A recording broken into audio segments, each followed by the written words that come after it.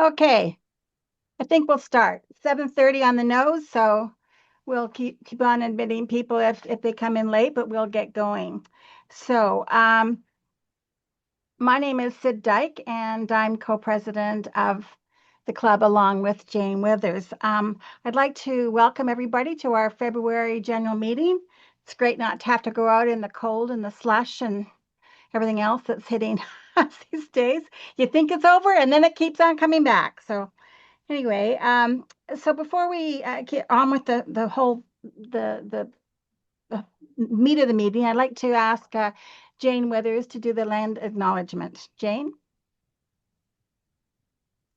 We acknowledge that the land where we live and meet is on the traditional territories of many First Nations.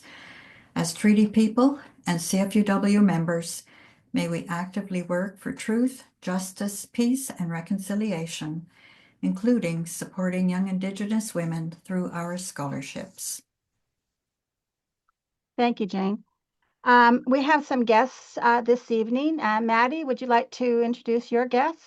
Yes, Linda Bailiff, who's been a guest in the fall with us, Kathy Stidwell, Julia Walden, Tamara Giardino, who I know I've seen on already, Margaret Gilby, and she was a member of the Belleville and District Club in the past. Karen Parsons is here, and Andre Shore. Thank you. A nice group of new people join. I'm going to ask Diane Turner to address the minutes of the. Good evening. I'm Diane Turner. I share the secretarial duties for our club meetings with oh my gosh, Judy Arrowwood. Sorry about that. I did the minutes for the June 16th meeting, and I vetted them through the executive, and I would now move their acceptance. That's okay. Do we have a seconder? Janet Yakubowicz. All Thank those you. in favor? Okay. Thank you very much, Diane. I'm just going to give a little bit of a thing here that I do. In these changing and turbulent times, I note that the maple leaf flag is flying proudly in front of many homes and businesses, more than I can ever remember. I think we can thank Donald Trump for instilling in us a newfound Canadian patriotism that has always lurked in the background. In my early 20s, I proudly displayed a maple leaf on my backpack as I trekked through Europe. Especially, we were welcomed warmly as Canadians.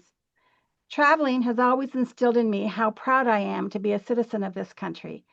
Our athletes at the Olympic Games have expressed that they are feeling a great deal of support from other nations as well. Today, as we watch our athletes, and sadly the girls didn't do it today, but that's okay. We watch our flag raised and our national anthem played. It reinforces that patriotism. Our maple leaf flag was made official by a proclamation from Queen Elizabeth II on January 28, 1965.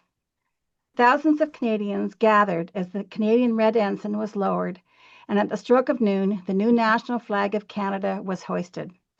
Prime Minister Pearson's words on that occasion resounded with hope and determination. He said, "May the land over which this new flag flies remain united in freedom and justice, sensitive, tolerant, and compassionate towards all."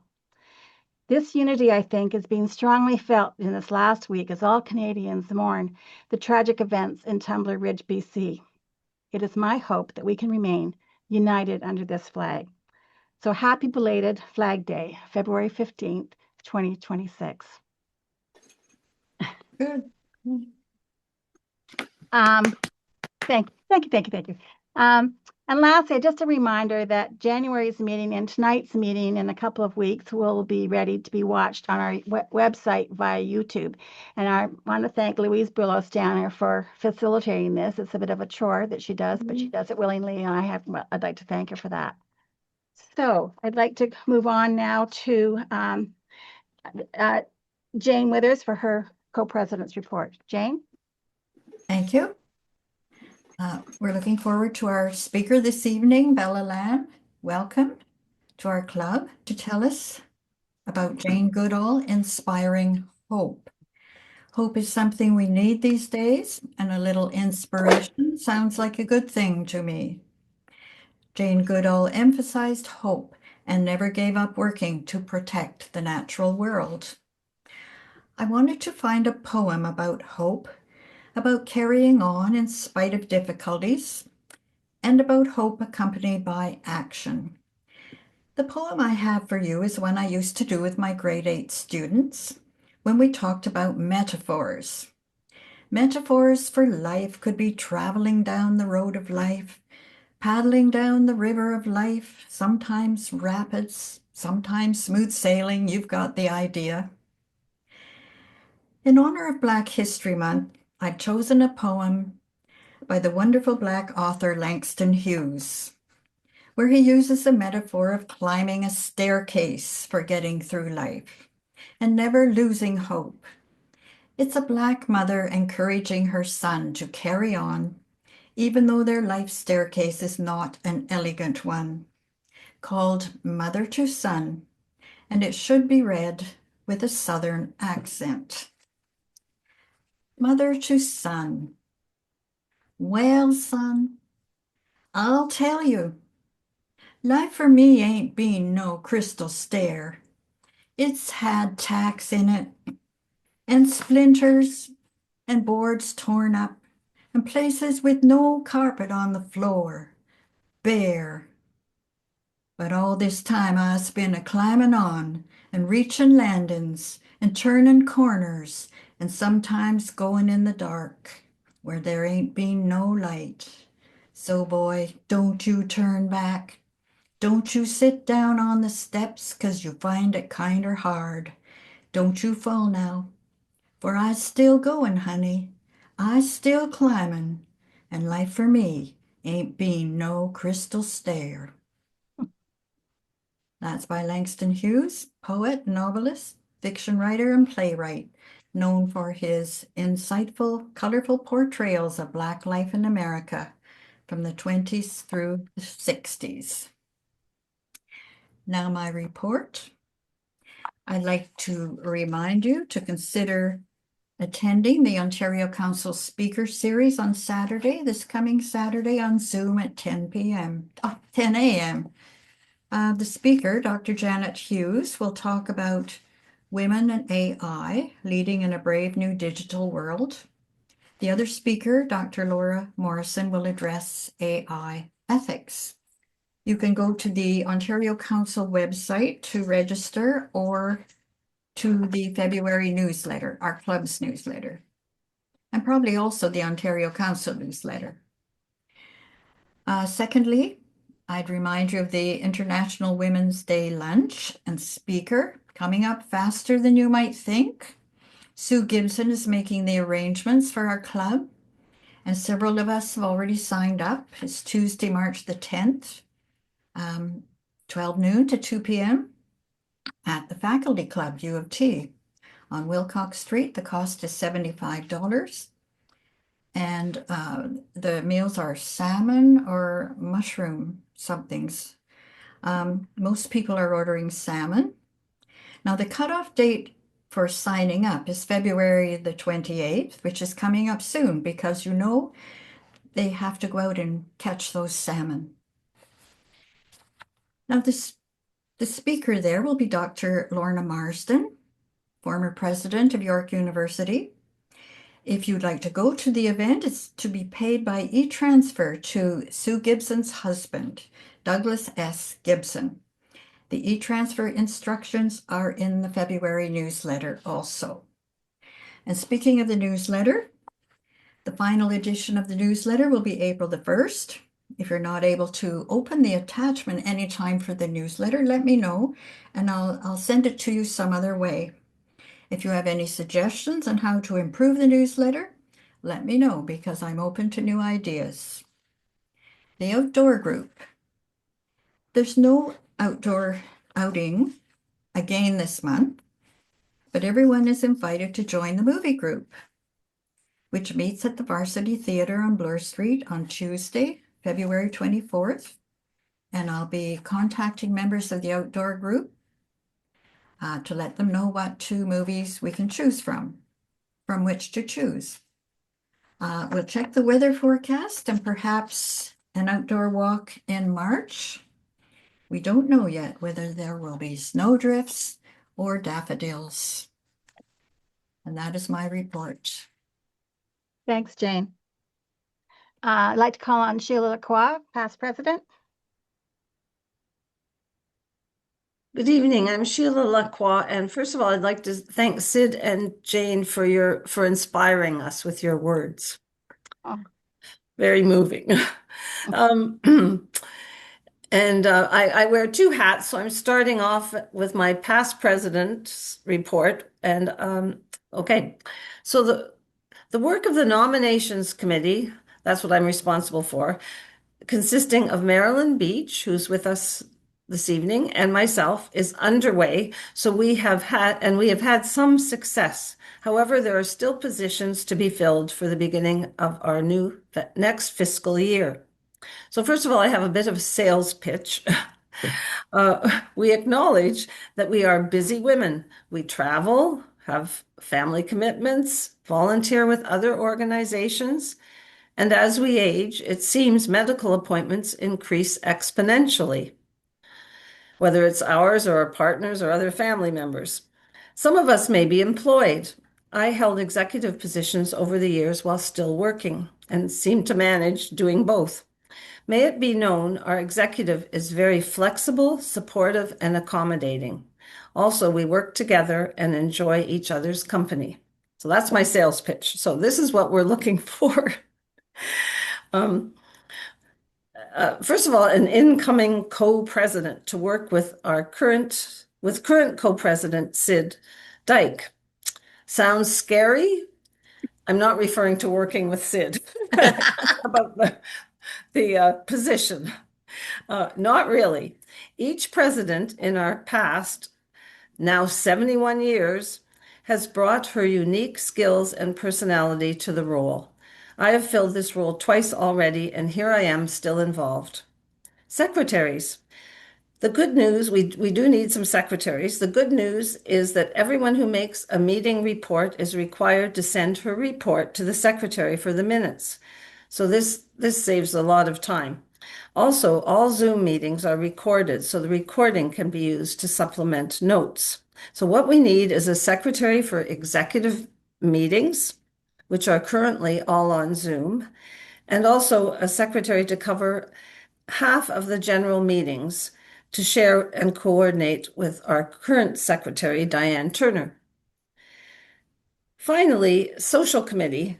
An additional 2 members are needed to assist the social coordinator.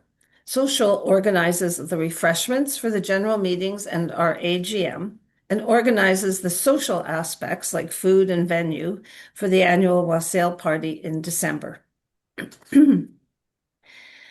So please let either Marilyn or me know if you are interested in getting more involved and we can fill you in. Sorry, I'm losing my voice. All right. Now, I'm also going to give you now an issues and actions report because I'm the interest group leader for our issues and actions group. First of all, we have an addition to the recycling list that was provided in the February newsletter. Small plant pots or seedling pots cleaned of any dirt for the TNO Food Collaborative, which is encouraging residents of Thorncliffe to start balcony gardens. We thank Elizabeth Gladstone for making this suggestion. I'm not sure if Elizabeth is here today. What a good idea. And also a reminder to bring your recycling to the March meeting. Oh. Our meeting with MP Rob Oliphant, Don Valley West, was rescheduled because of a snowstorm in January. So we will meet, 3 of us will meet with Rob tomorrow. And on the agenda, climate action. We're very concerned over our emission targets not being met. Cuts to international development. which we will flag as it impacts on women in less developed countries, and privatization of healthcare. We also are really curious to know his thoughts on anything that's going on internationally or south of the border. Should we be terrified, less terrified, or whatever? So it'll be fun and interesting to meet with Rob. Our final order of business is we have a notice of motion for an Ontario Council resolution. Now, to those who are new to our organization, CFUW is a women's advocacy organization that started out to advocate over 100 years ago to advocate for women's education. So every year we have resolutions which end up, if passed, becoming policy so we can advocate. So we've really gone beyond just women's issues, like we're into housing and medical care and so on, but mostly social justice issues. So, and then when resolutions come from our national CFUW as well as from our Ontario Council. So when they come, we have to research them and approve them. So what we do, the issues and actions, studies the resolutions, and then we recommend either to accept or reject or accept with changes.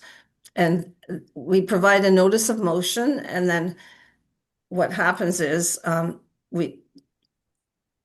once we present you with the notice of motion, then the following general meeting, we actually vote. So this is just an opportunity to see and determine if you would like to vote for our deliberations.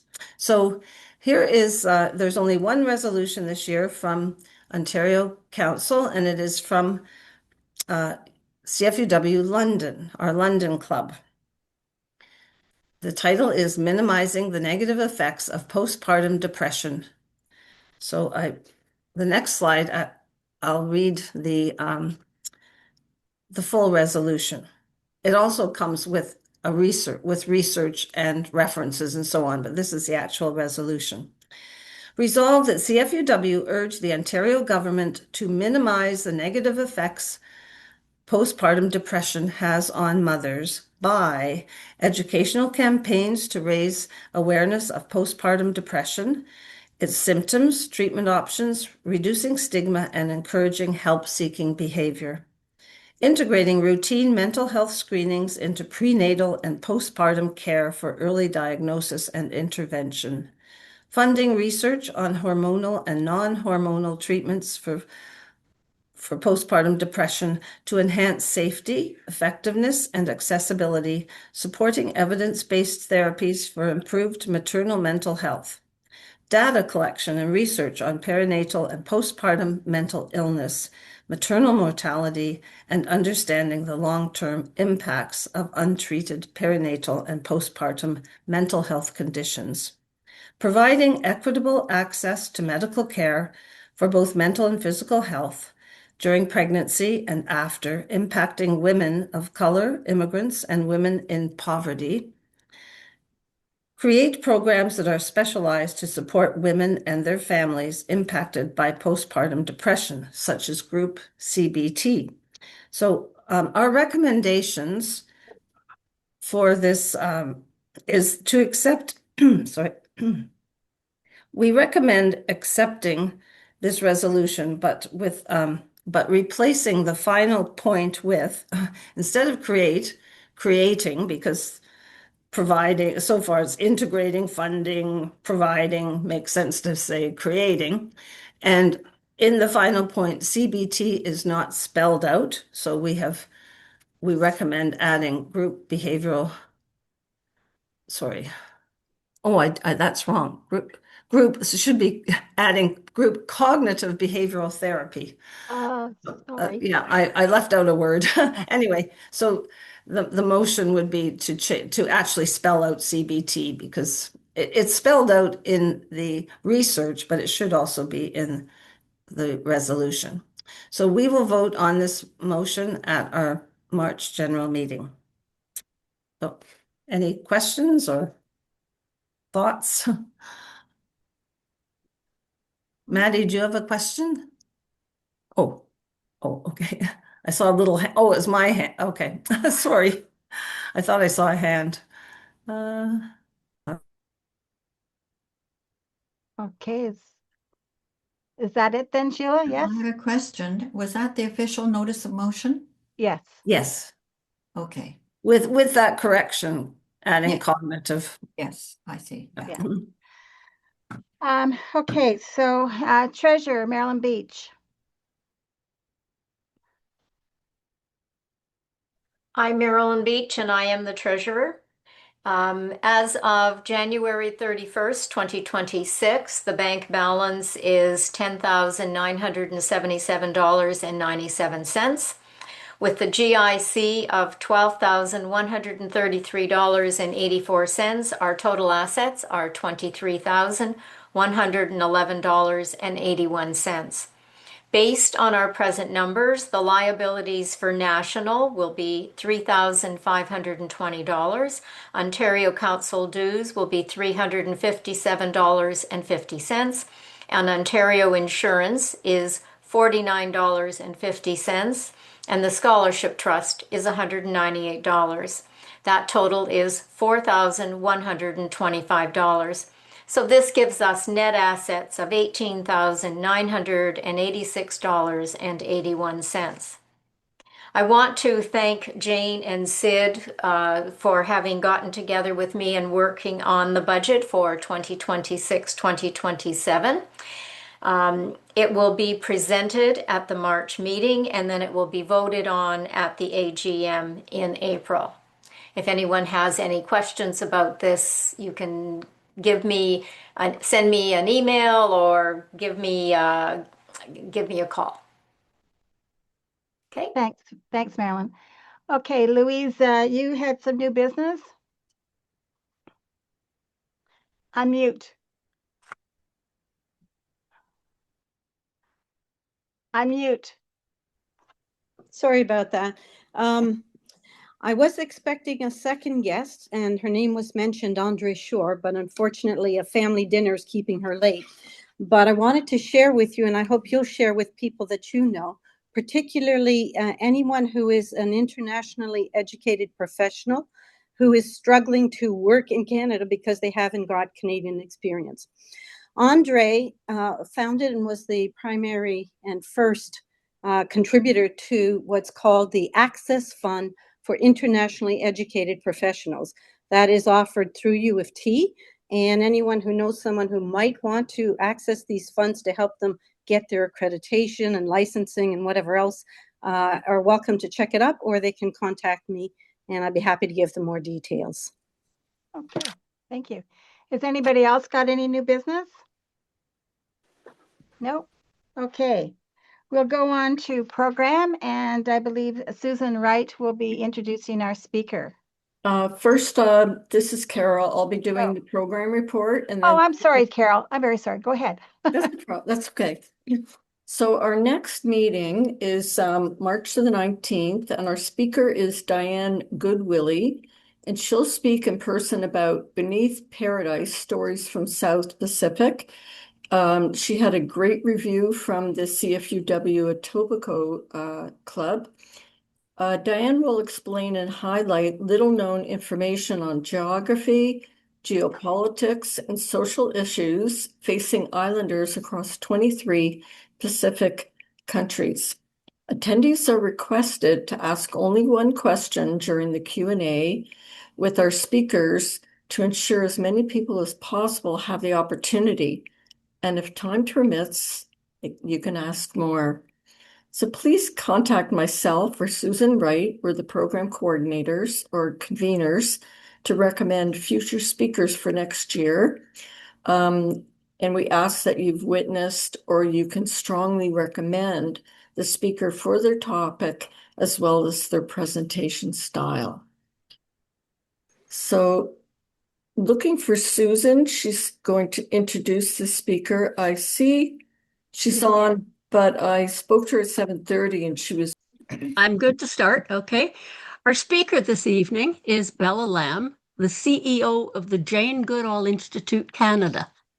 She will be telling us about the Institute's work in continuing Jane Goodall's legacy of hope through action by supporting community-centered conservation and the Roots and Shoots program, which is the Jane Goodall Institute's youth-led global community action program.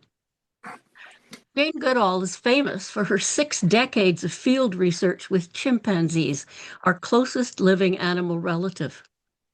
She revolutionized our understanding of chimpanzee behavior in revealing that chimpanzees share many key traits with humans. We are far more like them than we realized. She showed us that chimpanzees make and use tools, have complex emotions, form lasting social bonds, hunt for meat, engage in organized warfare, and pass on knowledge across generations. Jane Goodall challenged the traditional view that humans are uniquely separate and different from other animals. We thought we were the most important life form. We are not. We are not special. We are part of a greater whole. But Jane's greatest discovery wasn't about chimpanzees. It was about the power of communities to change the world. Bella has worked for over 20 years in sustainable development, amplifying the voices of local partners across the diverse landscape of sub-Saharan Africa, Latin America, and South Asia. Bella joined the Jane Goodall Institute of Canada in 2016, where she currently leads a dynamic team to address the convergence of 3 crises: climate change, biodiversity loss, and environmental inequity. Her experience with community-centered conservation is grounded in the understanding that the health and well-being of people, wildlife, and the environment are deeply interconnected. Bella and the Institute strive for a world where animals, people, and the environment thrive together. Let's all wave to welcome Bella Lamb to our meeting this evening. Thank you so much, Susan. And thank you, Carol and Sid, for the invitation. And I'm so happy to be with all of you tonight.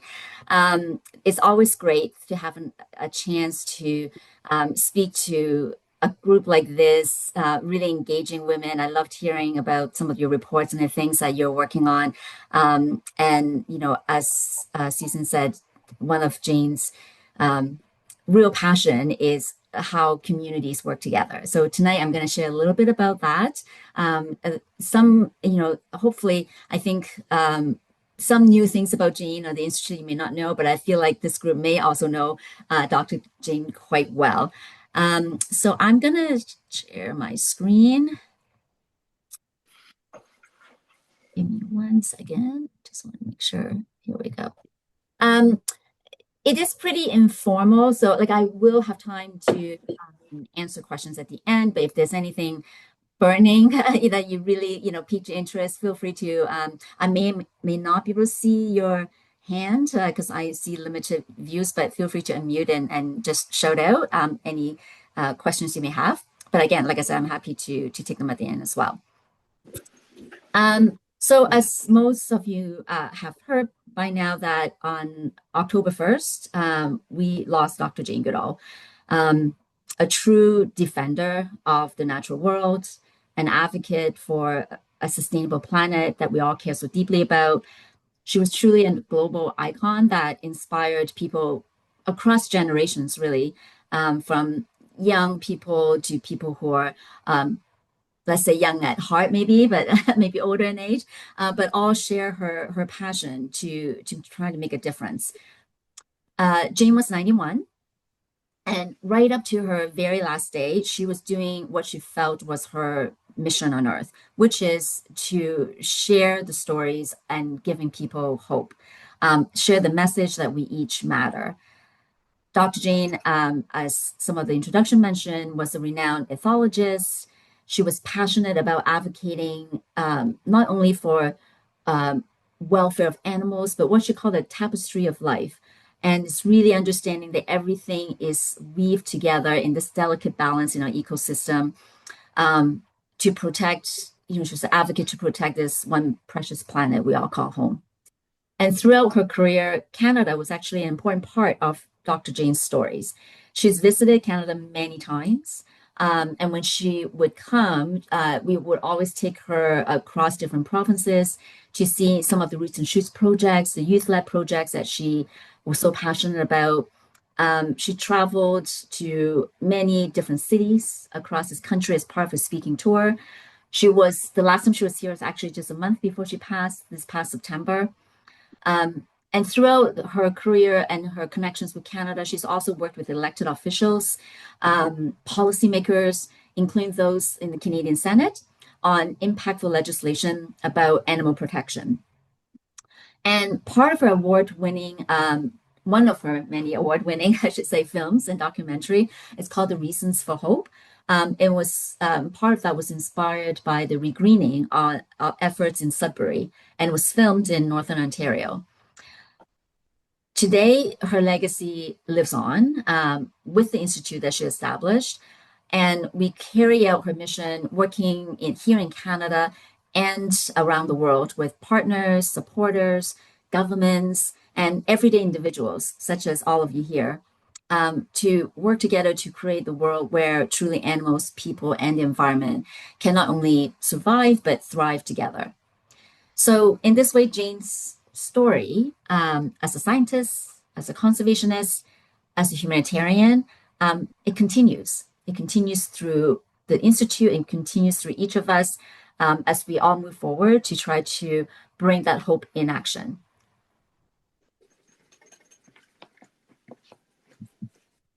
Is that slide changing for you on screen? Okay, I just want to make sure.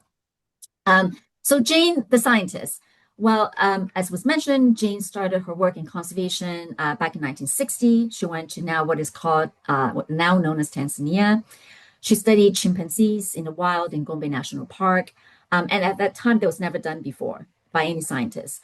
One of her groundbreaking research was discovering that chimpanzees make and use tools.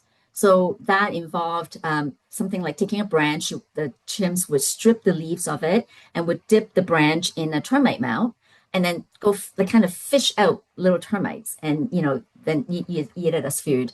Or they would take rocks to use as a tool to break nuts and other, other pieces of food. And so she was shocked when she observed this directly with her own eyes, because up to that point in the scientific world, human, or they call it man at the time, human was called the tool makers, because at the time we thought only human beings are special and unique, that because only humans can make tools and use tools, and that set us apart from other animals. And when she telegraphed this to Louis Leakey, the paleontologist who was Jane's mentor, Louis Leakey typed back or sent a signal back to say the famous quote that we now all know. It says, he said, now we must either redefine tools, redefine man, or accept that chimpanzees as humans, to the point about how like us they are. So we redefine tools in the way of like not only humans can make tools, we define man, I should say, or human. And so there have been so many discoveries since, and the Gombe Research Center is actually still active today. There are scientists around the world that still uses the data, still uses that research station, and it's been running now for over 65 years, and it's the longest continuously running study of great apes in the world.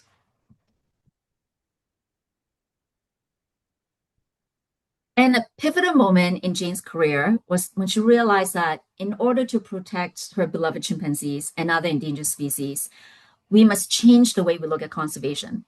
So in 1977, she established the Jane Goodall Institute to carry on that mission.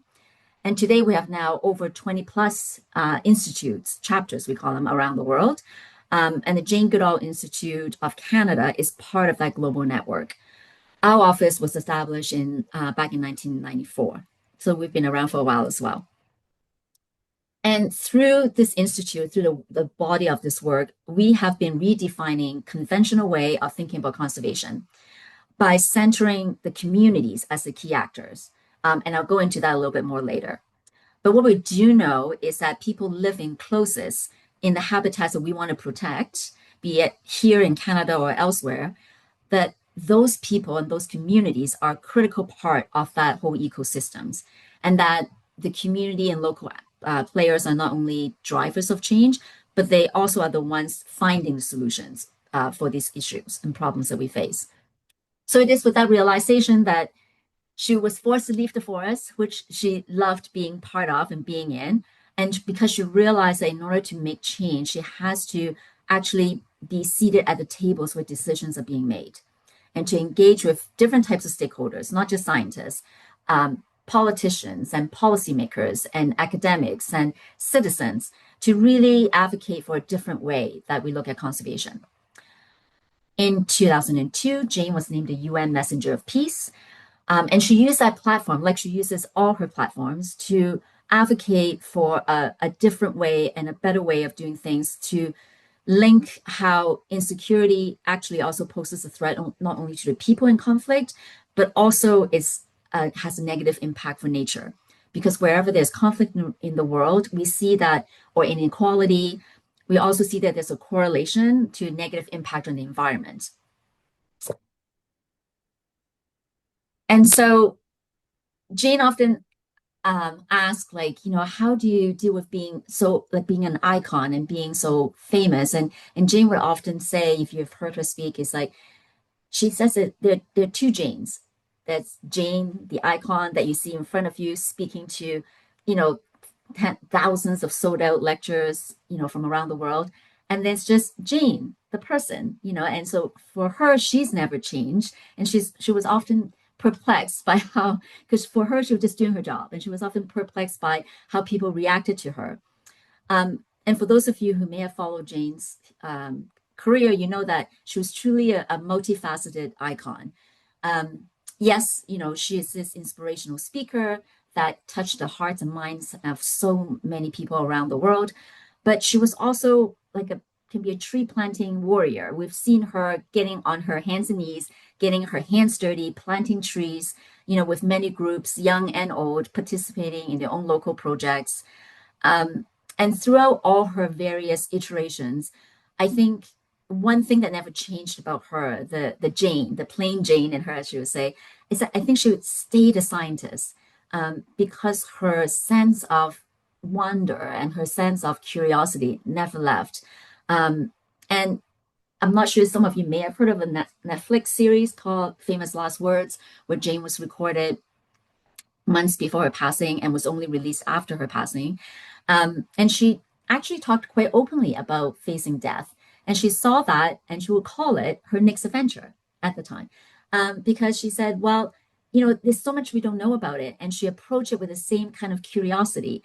Wouldn't that be fantastic to learn what happens? And so she approached, the passing to the next life is the same deep desire of, wanting to be curious and to learn and never afraid. And I think that was to her till the very last breath that, she was on this earth.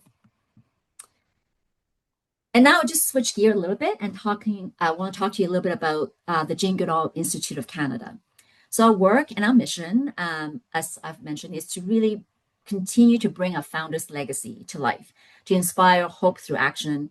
And our North Star is really to amplify community-led actions to create a more just and sustainable world where animals, people, and environment all thrive together.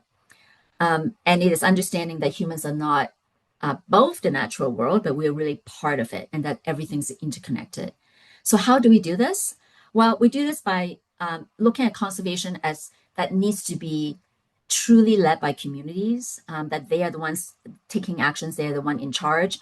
We do this by working with young people, empower them to not only become leaders of the future, of tomorrow, but recognize that many of them are already leaders of today. And how do we, give them resource to do that? And then working with partners, communities, and all Canadians from coast to coast to coast to take their own community actions to advance Jane's legacy. Some of you were talking about the kind of moment that we're in today in the geopolitical world, interesting world that we find ourselves in. The news are never dull. Sometimes I wish we live in more boring times, to tell you the truth, but here we are. And we're truly standing at a pivotal moment. The choices that we make in the next few years could determine whether we set our planet on the path towards healing or push it beyond critical tipping points. And even though at times it feels like, our Earth is burning, both figuratively and literally, we see forest fires happening all the time, but we see hope in the extraordinary opportunities that lie ahead of us. And we're seeing communities really leading the charge across continents, the continent of Africa, and indigenous territories throughout Canada. Local communities are driving these conservation results that we're seeing that benefit both people and the ecosystems. We see young people standing up. We have a generation of youth anxious about the environmental future, but they're also seeking meaningful ways to channel that anxiety and channel that energy into solution building with like-minded groups and individuals of all ages, and tapping into that intergenerational knowledge exchange and mutual learning. We see technology as a way to enable connections. Yes, social media has both pros and cons, but used in a positive way, we see these digital tools that allows us to deepen our understanding of different knowledge systems, of sharing solutions and bridging between scientific knowledges and approaches to indigenous wisdom, and helping us to be able to scale the work at unprecedented levels. And so the convergence of these forces create a really important moment in time has the potential to fundamentally reshape our relationship with the natural world and shows us a path forward for a better future. And so what does that path look like, or what could that path look like? Well, one of the ways that we need to look at that path is to not think in silos, but really understanding what this being interconnected means. Jane often talked about the tapestry of life and how, everything is kind of beautifully woven in a tapestry. So we just need to look at some of the more urgent issues that we're facing today. Things like climate change, things like biodiversity loss. And these issues are really needed. The causes are complex and nuanced, and the solutions and therefore needs to be holistic. One of the ways we look at it is through what we call a One Health lens or One Health approach, meaning that the health and well-being of humans, animals, and environment are deeply connected, and that we cannot really protect the health of, let's say, animals or people and environment without also addressing the other two. A somewhat recent example we've seen is COVID-19. It's a zoonotic disease, which means it's a virus that can jump between humans and animals. The World Health Organization said that a significant percentage of pathogens over the last 3 decades come from this animal-human spillover. And the trend will continue in the future as we face other pandemics, in the coming years and decades. So some of that zoonotic diseases comes from loss of habitat for wildlife, which creates more interaction of human-wildlife conflicts, things like illegal wildlife trade. All of these things kind of increases the risks of zoonotic diseases. So as we address animal well-being, we're also then, it's a way for us to address human health.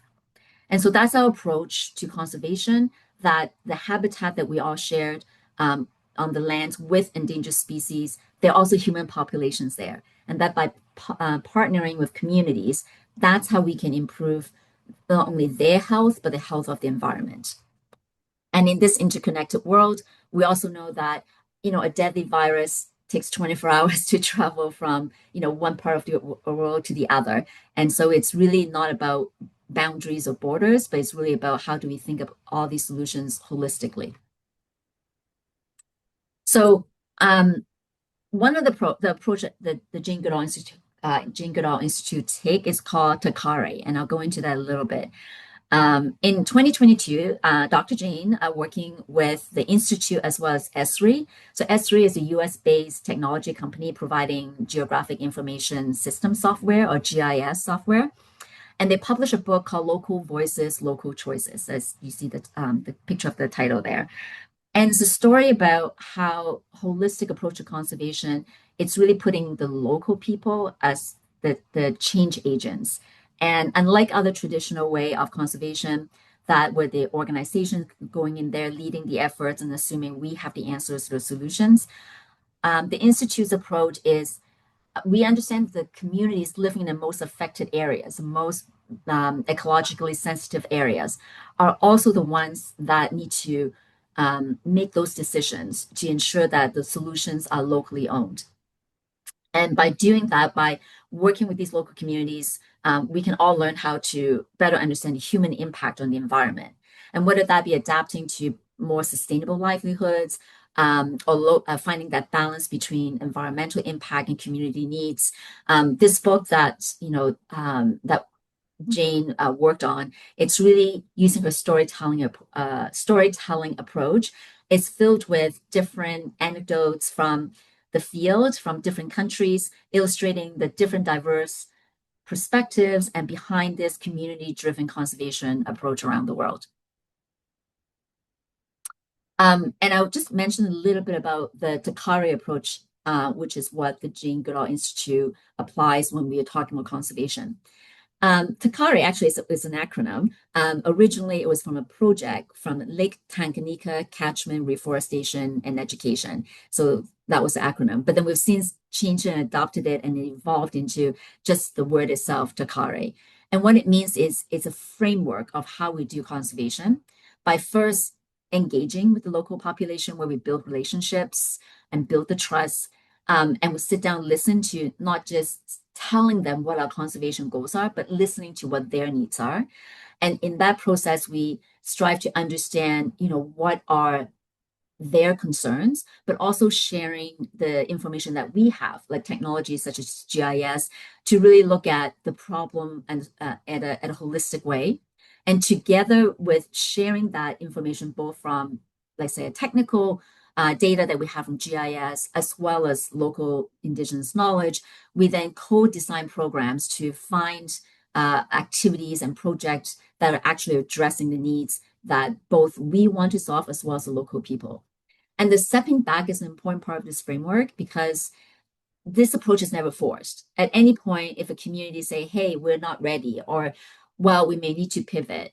We are there, we stand by ready to re-engage, but we absolutely respect the community's ownership of that process. And you see all the little crisscross throughout the diagram is because it's not a circular or linear approach. It's really iterative. So at any given point, we may, instead of just go back a step, let's say if we're in a stepping back, we may want to look at what we've been doing, has it been effective? If not, we may need to actually go back to listening and, bringing in more different voices if we didn't get it right the first time. So this is the framework that we use in all of our projects as we look at conservation in that locally led way. And so how do we apply that? Well, and where do we apply that? So we have two programs, what we call Africa programs and Canada programs. So in Africa, we work in this yellow, green, depending on what shows up on your screen, this band across the continent. And we kind of coined it as we call it chimpscape. And that just means it's a landscape that's suitable for chimpanzees' habitats, like the ecosystem and have the right vegetations that where we find chimpanzees live. And the size of this chimpscape, unfortunately, has shrunk over the years. But this particular band is it's actually home to the endangered chimpanzees, some of them endemic to only that particular area, and some that meaning they find nowhere else in the world. And specifically, we work in 5 countries. We work in Senegal, Republic of Congo, Democratic Republic of Congo, Uganda, and Tanzania. And throughout all those countries, this is where we apply the Takari approach. In Republic of Congo, so on the western shore, just sorry, I realize I'm pointing on my finger on the map, but you won't see it. But it's in the just after the West Africa, after that, dipping into the wider band on the western shore, there's Republic of Congo, where there's Africa's largest chimpanzee sanctuary. And then in the middle of the Democratic Republic of Congo is home to the second largest tropical forest in the world, second only to the Amazon in Brazil. And then together, the Congo Basin and the Amazon are actually called the lungs of the earth. And that area is also home to 75% of chimps. So it's a very biodiverse, rich area. And it's ecologically very, very sensitive. So these are the countries where we work. And how we apply as part of the Takari approach is using conservation science to understand and help facilitate in those steps is using GIS, we're able to provide those tools to local communities. They're being trained on it so they can use the handheld device to do all their observations, make a note on it on the device, and then that data is then uploaded into the cloud where we're using GIS technology to do analysis of layering over maps where we see, for example, incidents of where we see forest fires or where we see chimps nests or where we see there's human wildlife conflicts. The bottom right-hand corner, like that is a map generated using GIS with that data. And we would use that to analyze, our projects and seeing change over time. But we also want to make this technology accessible. So on the left there, you see a map that's a ginormous map of a GIS map that we have produced through some of our analysis, but making it accessible locally in some of the communities and villages where they don't necessarily have Wi-Fi handily to, download and show it on the computer screen. But we print it out and that's a really important step to bring that information back to the community. And we call it ground truthing. And that means that we're showing okay, this is what the maps are telling us, but then talking to local communities is like, does that resonate with what you see? Like when we see the incidents of wildfires or different human activities, and recognizing that every village and community will have their own practices and own behaviors that may influence how we implement a program. And so that ground truthing to not only see things literally from space, but also right down to the ground level, and are there coherence in the information and the data that we're seeing. And the conservation science is a really important part of our work. And bringing it closer to home here, the Jane Goodall Institute also supports many projects here in Canada. We work with Indigenous partners, schools, educators, youth, and children. The program Roots and Shoots that you heard and in my introduction, it's a program that empower young people to take actions in their own communities, in their own backyards. And these projects this is just a snapshot, are from coast to coast to coast. We're really proud that in 2026, we'll be supporting 151 youth-led projects across all the provinces and territories. So what exactly is Roots and Shoots? I'm just going to give you a Coast Notes version of that. And if any one of you have heard Jane speak, you would have heard her talk about Roots and Shoots. It's her passion project. It's what gives her hope. She never goes anywhere without talking about it. And really, it's more than just a program. It's a global movement. There are more than 70 groups, 70 countries around the world doing Roots and Shoots, Canada being one. And these are kind of like the 4 general steps that all Roots and Shoots programs we typically follow. So the first step is just to get them inspired. So we engage young people and often adult allies, to help them get inspired, to give them the resources, to get them excited and empower them that, hey, you can do something. And the second step is community mapping. And this is where we give them resources to go and look at what's around them. It could be something technical using Google Map, or it could be walking around their school grounds. So the community really depends on the age of the young people. Like I said, if it's an elementary school group, it could be just walking around the block, around their school. If it's university, it could be over the campus. It could be, a part of the city. It's absolutely locally led and how they define their own community. And we give them kind of prompts to ask questions about what are they seeing, what are some of the issues, and then identifying the issues that is happening in their own community. We then get them to think about on their own, well, what are some of the ways that they in their own specific ways, and maybe a small way, but meaningful regardless, that they can take action to address something like that. And so once that's done, a very important step, so after they take the action, a very important 4th step is actually to celebrate it, because it all goes back to the inspiring them to do more. So we help them to gather data. They do a report on what they've done. So we're able to track some of their progress, and then also celebrate their achievements. And we have different ways of doing that, giving shout outs, and we share the information on our website. And so this is a program that we continue to grow here in Canada and around the world.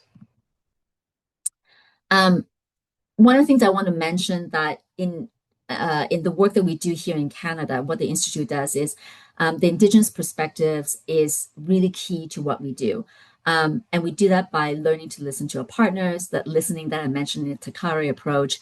And it's a way, we use what we call a two-eyed seeing. It is an Indigenous ways of understanding knowledge system. And the two-eye seeing and this Indigenous concept is recognizing that there are different knowledge systems out there, that they are equally valuable. They may be different. And in this particular example is understanding there are, yes, Western ways of knowing, but they're also Indigenous ways of knowing.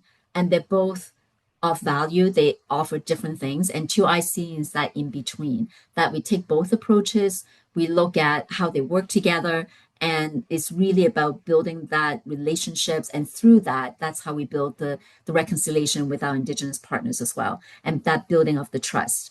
And it's looking at not only the facts and figures of what we have in terms of the reports that we have to generate to give to donors, which is part of the system that we operate in, but also understanding the connections to land and resources and ideas of all our relations, and looking at 7 generations ahead, and that Indigenous perspectives to weave that into everything that we do. And it's something that we look at right from thinking about ideation of a project to how we co-design something to how we plan it, how we execute it together with partners. This two-eye seeing approach is something we apply in every step. And to give an example of how that works is, so one of the projects that we've been supporting and amplifying Indigenous voices is a project in British Columbia. It's with a group called the Nuchaluth Youth Warriors. And the project is working with young people in the traditional territories, is on Vancouver Island, and they're planting gardens to grow sacred medicines like sage, tobacco, and sweetgrass. They're revitalizing the coastal area that's part of the traditional territories. They are learning from the elders to bring back that intergenerational knowledge sharing and connecting back to their lands, as a lot of these youth have left the lands and are returning to that. And so part of that is something beyond just, let's say, in Vancouver Island, something that we're learning is that around the world, Indigenous and local communities manage some of the most critically diverse regions. And in fact, a third of the world's most important areas of biodiversity are under the management and the traditional territories of Indigenous peoples. So this idea of Indigenous-led stewardship, it's key if we want to actually address some of the issues that we're facing in the world today. And it's fundamental in the way that we can protect the lands and the waters, which is basically part of our own existence. And then the other thing that we, through the work that we're doing in Canada, as well as in our Africa programs, is the people that are most affected by climate change and biodiversity loss have contributed often the least to it. So when you think of, like, we kind of call it the environmental inequity. So people that have had the least responsible for emitting carbon emission, for example, are the ones on the front line facing climate change in real time, whether that be changing weather patterns that's affecting the way they can farm, whether that be, forest fires that have decimated their villages. And that's something that, in order for us to address this issue, we also need to acknowledge that. And globally, there's been a lot of discussions about and negotiations between countries about how we can adapt to climate change and how do we share resources, be they financial, human capacity, technology, that's getting into the places where it's really needed. And it's using that equity lens means that we need to be intentional about how we support these communities with different needs than maybe ours. And maybe I'll just spend a couple of quick seconds to talk about what is equity and what does that mean in our work. And some of you may have seen this. This diagram has been around for a while. So apologies to those who've seen this many times. But this is kind of the idea that the Jane Goodall Institute often uses, looking at, an equity lens of how we do things. So what does that look like? Well, there are different ways we can implement a program. One is to the far, like the first picture, the far left, is we treat everybody equally, which on the surface sounds like it's a reasonable thing to do. We have a project, we give everybody the same input, or we treat everybody the same. And in this particular illustration, what's happening here is there's a baseball game. And there's a fence. We don't know why there's a fence, but there's a fence there and people can't see the baseball game. So we think, okay, well, the solution is, well, give everyone a box, the same box, so treat everybody the same. Then they can hopefully go, see the game above the fence. But as you can see, clearly illustrated, just by giving everybody the same, because everyone actually is not the same, right? They have different needs, they have different contexts. So assuming everyone's facing the same barriers and giving them, therefore, the same resources actually doesn't solve the problem we're trying to solve. So when we say equity lens is then treating people not the same, but based on what their needs are. So understanding, that goes back to the Dakari approach. We're listening, we're understanding what are the different needs, and understanding that different groups have different situations that we need to address, and providing the appropriate level of support. And it doesn't mean everyone gets something the same, but giving the support that not that everyone gets the same thing, but then everyone can have equal access to these benefits. So in this middle diagram, you see that the person with the least barrier actually doesn't get a box, but that person can still see the game. The person in the middle get one box, and the person on the far right gets two boxes. But in this way, they all get to see the game, even though they're getting different things and we're providing different means. And the last one is actually going back to not just addressing the immediate problem, like, okay, getting people to see over the fence, but it's actually asking some deeper structural questions. Why is that fence there in the first place? Why is the fence built like that? So some of it is like, can we remove that fence? So it's looking at systemic barriers, and this way we replace it with, a different kind of fence, so that the root causes for creating the problem in the first place can be addressed. So when we talk about using the equity lens, that's what we're talking about. It's really diving deeply into the different groups and meeting people where they're at. So one question that I get asked a lot when we're talking about programs is, particularly the work that we do in Africa programs, we often talk about gender equality and conservation. And people are saying, and I've had these conversations with so many people, well, why does gender equality matter in conservation? Like, are we not just protecting the habitats? Are we not just protecting the species? And that's another way to talk about equity lens, like the slide before, is that to understand that in this case is women and men, they play different roles in the communities. Women are often caregivers, not only for their own households, but they often take on voluntary roles to support their communities, to support their neighbors. And that extends to how they manage natural resources. In many of the communities where we work, women are the ones that are fetching water. They are the ones that are farming the lands, or, they're ones that are working with other women to find solutions to the problems. So they take on these voluntary roles. And so it's not just about helping a woman, but it's helping the whole community. At the same time, although women in these communities have so many responsibilities, they often don't have the same access and control over resources such as money or land. And so it's really important when we're developing a project and working with the communities to ensure that we understand the needs of both men and women and what different barriers that they face, and design a project together so that we can achieve the goal that we want. And a lot of that is helping women to be part of the decision makers, not only at the household level, but at the communal level. And because when they are actually able to make decisions, they become our best allies in conservation, because they know that a lot of times degrading of the land negatively impact their families and their communities. And it's also important to point out that we also engaging men and boys at the same time as we support women and girls. So gender programming it's really meaning about working with local champions towards greater equitable relationships between men and women, to know that at the end they would both succeed.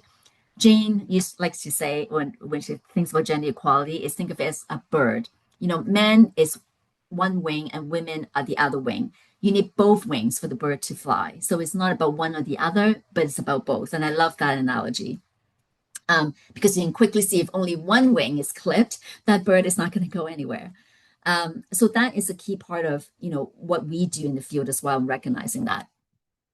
And just here's just a very quick example of a project we're doing in Senegal about climate adaptation, where we're working with women leaders to, what you see on the right-hand side is their bio briquettes. So in communities where they're often using firewood for fuel, which involves cutting down trees, we're working with women to make these charcoals out of post-harvest waste. So like straw and hay that after they harvest, they won't use anymore, and make them in the high compression to make them into briquettes. So they're using these bio briquettes instead of trees, instead of cutting down trees for their household needs. And again, once women get it, they become the champion, and working with them to look at drought resistant crops, when they're facing climate change. And out of that, I want you to meet Diba Diallo. She is one of these women champion that I was kind of referring to. Diba is well respected in her community.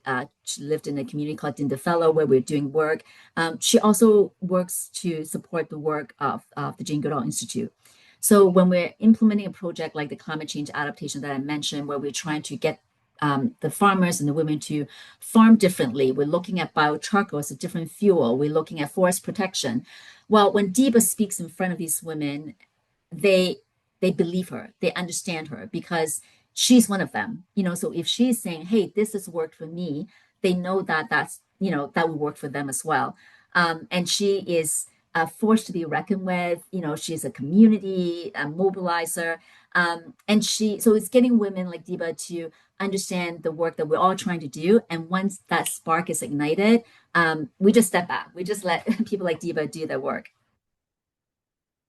So Jane's legacy is whether it's a woman like Diba in Dindafelo, or Jane herself, or these young people you see in these pictures, or all of you here in the clubs that you come into community with. One thing Jane has always said that every individual matters, and her legacy and the legacy of our mission is really to recognize that what we do matters each day, and that is bringing that hope to the action by choosing what action we want to do. A famous quote that many of you may have heard that Jane would say is that you cannot go through a single day without having an impact on the world around you. And what you do makes a difference. And you have to decide what kind of difference you want to make. And that is the work really of the Institute. Jane has gifted us with a guiding light, a path, if you will, and a clear mission and a call to action. And for the Jane Goodall Institute, that is our mission to carry that work forward and her message of hope. And before I close, I just want to share a video with you. So give me one moment.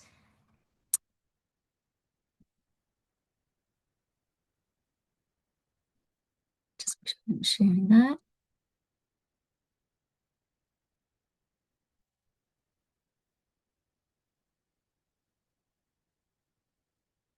Sorry, I'll do it again.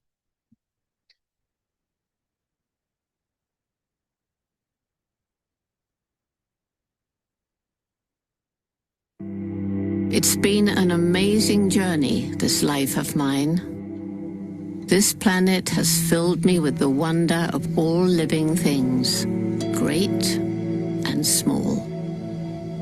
We cannot ignore this earth that surrounds us, that feeds us, shelters us, replenishes our bodies and our souls, and stretches our imaginations, where animals, plants, air, water, all care for us. We're all interconnected.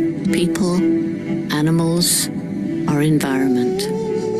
When nature suffers, we suffer. And when nature flourishes, we all flourish. I do believe in the possibility of a world where we can live in harmony with nature, but only if every one of us does our part to make that world a reality. So that when you look back over your journey, your life, you can truly say, I did make a difference.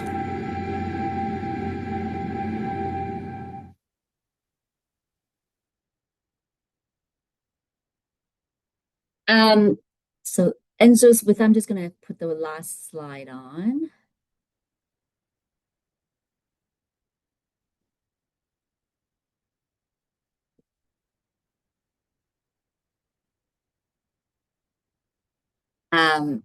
Which is really just our website, janegoodall.ca, where you can get more information. And our social media handle is Jane Goodall Can, C-A-N. Thank you so much for listening. I know it's a lot of information, but happy to take any questions that you may have. So we have until 5:02. We have to wrap up. But go ahead. I have a question. I guess it's more of a kind of a statement. I thought I was expecting about this presentation to hear more about the chimpanzees, and I was delighted to hear about the interconnection with the environment and everything. I had no idea that the Jane Goodall Institute was so involved in all these aspects, and I think it's wonderful, the work that you do. So thank you so much. Thanks, Cindy. And I think that's, of course, the chimpanzee research is, like I mentioned, it's still ongoing, and then we have a sanctuary that we're supporting. But it's what Jane says is it's not only about the chimps, and it's really the communities. That's really important to do the work, and that's why a lot of our work is focused on the community. But thank you for that comment. Did you mention Sudbury at the first? I did. You have a sanctuary there? No, it's not a sanctuary. It was a film that is called Reasons for Hope. It's one of the documentaries, number of documentaries, but it's one of the ones that Jane was part of. And that was kind of talking about what gives her hope, and the regreening efforts in Sudbury, which is planting of trees, which it used to be a mine. And that regreening effort's been really successful. So that was captured in that documentary and was filmed in Sudbury.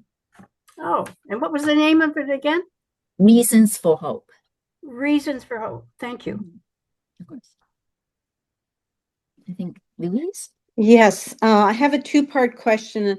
I don't want to extrapolate from what is a short presentation because I know you could keep us interested for hours and hours about what you do, and I appreciate that. But I did not see a huge number of men in the slides you showed. So my first question is, proportionately, how many men versus women are part of your institution and part of the work you do? And the second part of the question, how many corporations versus individuals are part of the work you do? Those are great questions. So I would say that in Africa programs, yes, I did show like the women because a lot of them are, as I was mentioning, is getting the women on board to make the changes, but the communities are men and women. So in the communities, we support the entire areas where we're working in, all the villages. So that would be pretty equal men and women, boys and girls, in terms of like the ones that are part of our projects. In Canada, our Roots and Shoots projects, I would say, I don't have the exact number, but in terms of, let's say, if it's a school project, then the whole class would be involved, for example, and that's where, there would be boys and girls. We have a youth advisory council that do have, young men and young women involved as well. And a lot of, I don't know if it's because this is not scientific, it's totally anecdotal. So if it's not true, don't shoot the messenger. But I feel like just my experience is women and girls tend to be good organizers. I mean, this group I'm looking at is a prime example. So a lot of times when we're doing these climate action projects, there are absolutely boys and men involved for sure, but we do see a lot of times is like young women showing interest. Maybe they're just better at like galvanizing people and moving people, but certainly they are involved. It's kind of like what I said about in terms of actually making sure the projects can get off the ground. You have to also work with boys and men and women, and just understanding they're different. And so in terms of cooperation, so our funding comes from a variety. It comes from individuals, which it comes from government, it does come from corporations, and it comes from foundations. So it's a wide range of different revenue sources. Okay, thank you. I appreciate that. Yes. Martha, I think. Thank you. So what my first thought was, men probably wouldn't do the work because it doesn't pay enough as much as a man would want. But my question is more about, you're talking about Jane and her work and the work you do as being sort of like individual overlapping with the bigger systems and also working inwards. And I noticed in one picture of her, she was wearing a wedding ring. And I wondered if it was actually a wedding ring. And if so, how would that have worked? Because that relationship within all those systems is a particularly beautiful thought. I have to look it back. I don't think she wears a wedding ring. I don't. I mean, she could be wearing a ring, but I'm not sure. She's been married twice, and she's widowed. So she had her first husband was the Nat Geo photographer Hugo van Lawick, whom she had a son with, and they parted ways. And then she married a second time, and then the second husband passed away of illness, so she was widowed, and she never remarried. So in most recent pictures, she would not be wearing a wedding ring, but it may have been another ring that maybe I just wasn't paying close attention to. But you're saying she was, because I'm interested in how her life as a little system would work with classical social systems and I so think she didn't. She kind of was unconventional in many ways. but those two men came with her then. Well, for Hugo van Lawick, her first husband, they met in the field. Nat Geo sent Hugo van Lawick out to photograph her.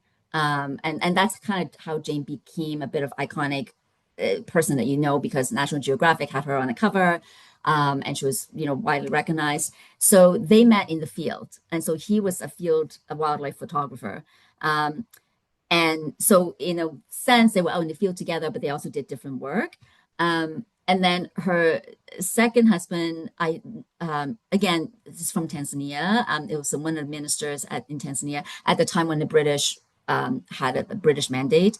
And she did spend a lot of time in Tanzania. So I think there was some overlap, but Jane was certainly unconventional in the way that, she's always had to research. She's always had to, and I mean, she's just unconventional back in 1960, a young woman just wouldn't go to the fields of Tanzania, so I think she broke the mold in many ways.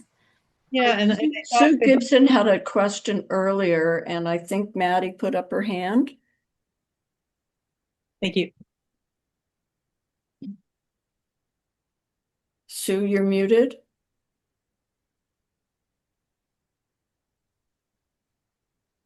My question basically was the one about how do you obtain funding? Right.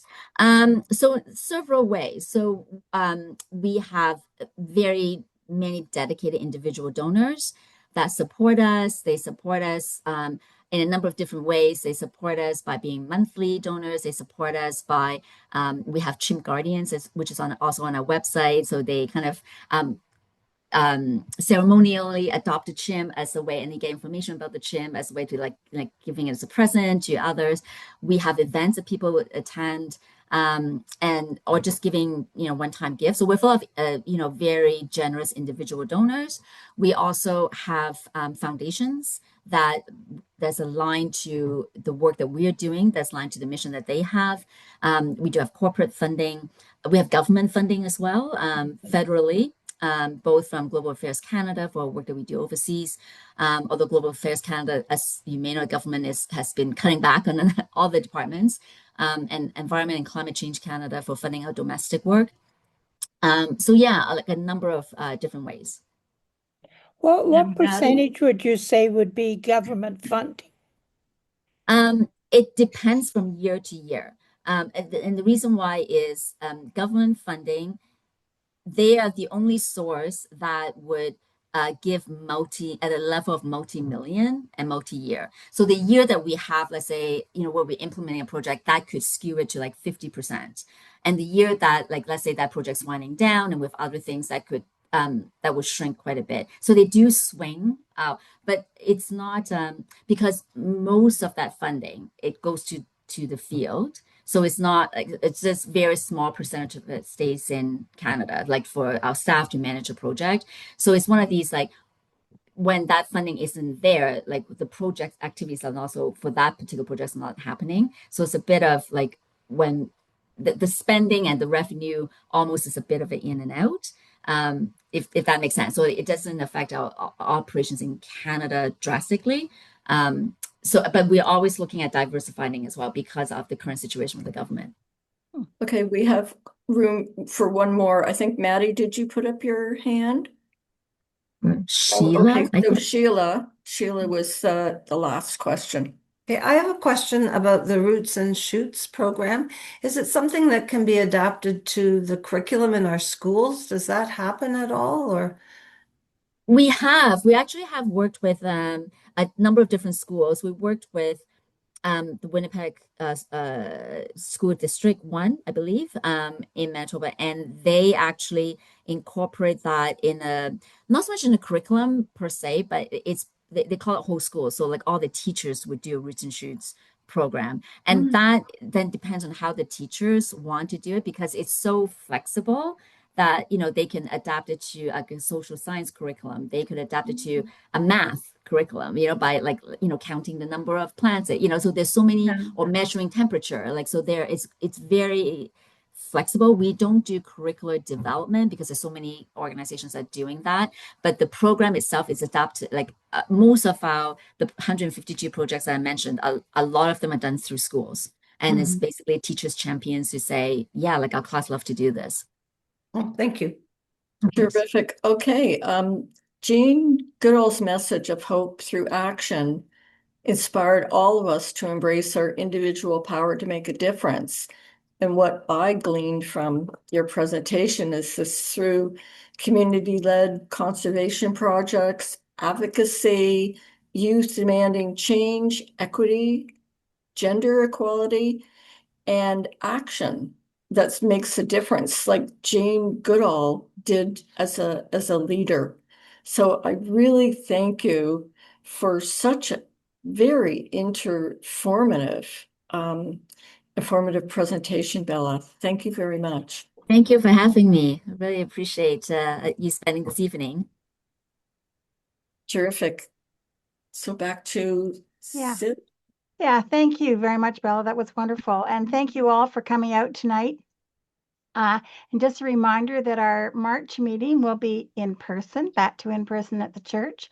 So we hope to see you there and hopefully the weather will cooperate. So have a nice rest of the evening and hopefully the weather will get warmer for us all.